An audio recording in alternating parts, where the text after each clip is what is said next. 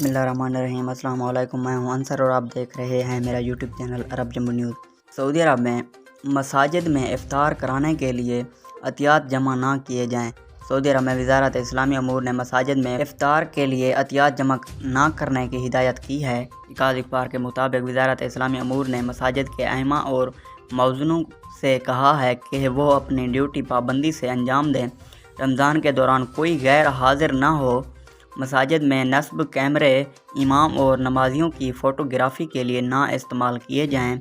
नमाज के मनाज़िर ज़राए इबलाग से किसी भी शक्ल में ना दिखाए जाएं। उम्मुल कुरा कैलेंडर के हिसाब से अज़ान के औकात की पाबंदी की जाए। याद रहे कि रमज़ान में इशा की अज़ान और जमात का वक़्त आम दिनों से मुख्तलिफ होता है।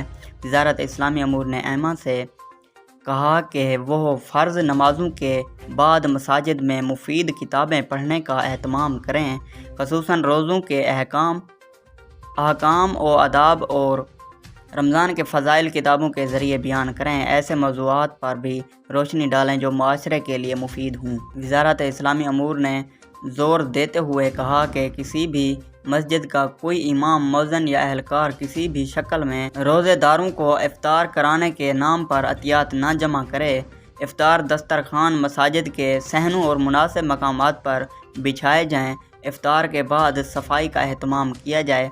वज़ारत ने मज़ीद कहा कि रमज़ान के आखिरी अशरे में एतकाफ़ करने वाले मुकर्ररा ज़वाबित की पाबंदी करें। इजाज़त के बगैर किसी को भी एतकाफ़ की इजाज़त नहीं होगी। अगर आज की वीडियो अच्छी लगी है तो मेरी वीडियो को लाइक कर दें। चैनल पर नए हैं तो प्लीज़ चैनल को सब्सक्राइब करना ना भूलें। बहुत शुक्रिया।